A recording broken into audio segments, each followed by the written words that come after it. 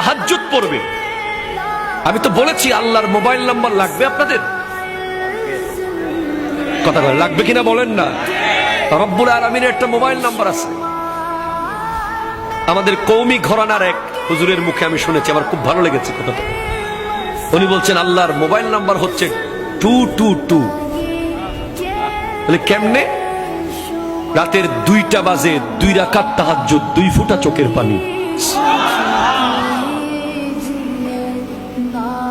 রাতের 2টা বাজে 2 রাকাত তাহাজ্জুদ, 2 ফোঁটা চোখের পানি। আল্লাহর সাথে আপনার কথা শুরু হয়ে যাবে।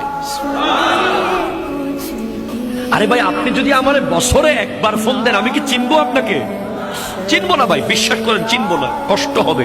অ্যাক্সেস রোড দিয়ে এসে একটা বড় দোকান ছিল, নাম ছিল নিউ ফুডস কর্নার।